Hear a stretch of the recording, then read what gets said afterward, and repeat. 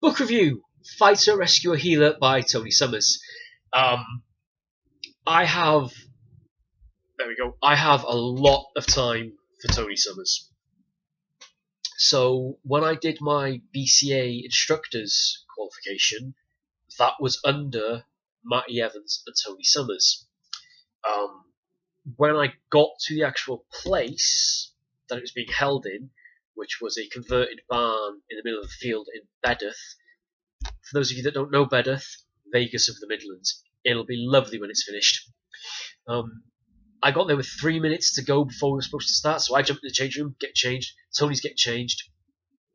Tony goes, you feeling okay? Did you have much trouble getting here? And I said, very honestly and openly, which I've not really done before then, I'm absolutely terrified.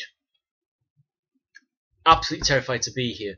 Tony, without batting an eye, he goes, mate, there'd be something wrong with you if you didn't feel like that. The fact that he said that, if there's something wrong with you if you didn't feel that way, that then actually calmed me down considerably to get on with the next 4 hours of still being terrified, but it's okay to be terrified. I'm supposed to be nervous as hell. I'm supposed to be afraid of what I'm doing here. Because it's Matty and Tony, they're Jeff Thompson's top 2 graded students. You know what you're getting with those two is for real. You know that if you've got anything missing in your armour, they're going to see it immediately and you're going to get corrected on it. Which was why I then felt comfortable enough to do things that would be a mistake, because you're going to get those two people correcting you. Anyway, ever since that little conversation, I've had a lot of time for Tony. This book, I got it a little while ago, read it, went through it, doing a night shift at work. 2 stories stand out from this book that wow. One was he was in his house, his parents' house, after a night out. A lot of people, revelers, coming back from the pub. Some guy started to pee against the front door. He then reacts with, "What the hell are you doing?" sort of thing. Fuck off, I'll have you. That then backfired instantly, where the guy who was peeing on the door, all of his mates showed up. Tony then had sort of an ongoing battle to stop all these people breaking into his parents' house and getting at them all. Luckily, Tony's mates then sort of were also coming from the pub and helped thin stuff out. Tony then absolutely obliterates some guy to a point where other people are going, "That was a bit much, mate, that was a bit much." That's an important story because it shows, don't jump immediately. Don't give in to your emotional reaction of, because think of the consequences.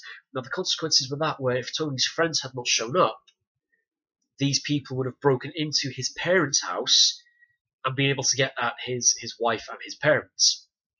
So that was the takeaway from there of, don't let your emotions lead you into something quickly when it's other people that are going to have to deal with the consequences as well.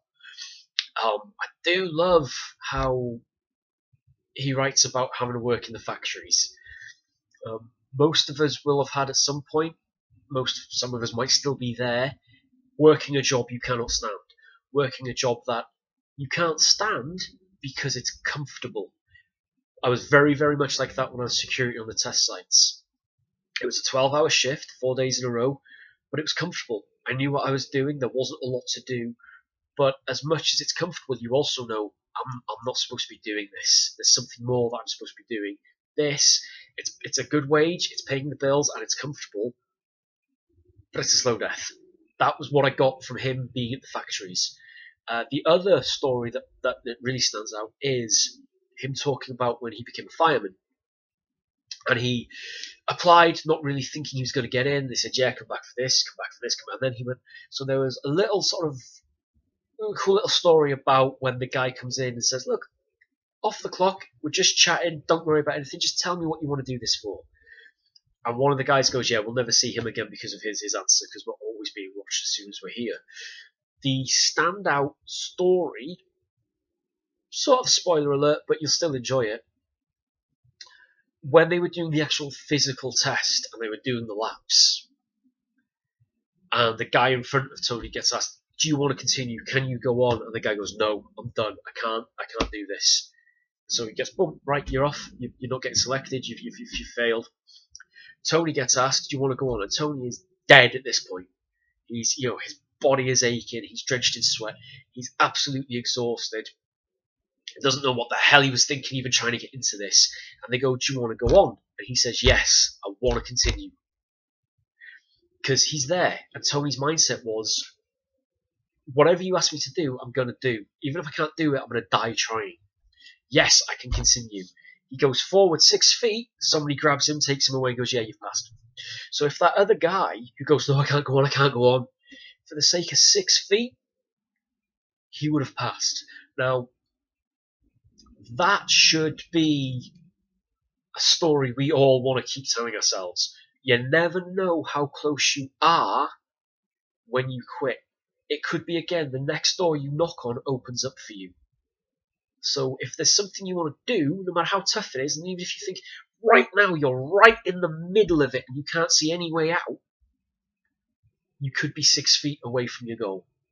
Right? So that's one of the many stories in here that Tony writes. He wanted to become a counsellor because he wanted to help people. The effort it took him to go through everything to get his counsellor qualifications, where again, having done a lot of work through this and through UK coaching, to get mental health awareness and mental health guidance certificates, and I'm nowhere near qualified to counsel. When you get people who've done a 1 hour online course, go, "Oh yeah, I can be a life coach, I can be a counsellor, I can do this." No, you don't understand the implications of what you're telling people. There are consequences to you giving fly-by-night information. Tony had to go through hundreds of hours of courses that took for years. He had to go through placements. His story about him being somewhat reluctant to work at a hospice, but then throwing himself into it completely, is absolutely amazing. Again, as you can probably tell, as I've said many times, got a lot of time for that chap right there, Mr. Tony Sommers, if it actually comes into focus. Really do a big fan of him. I'm a big fan of him and Matty and the way they train.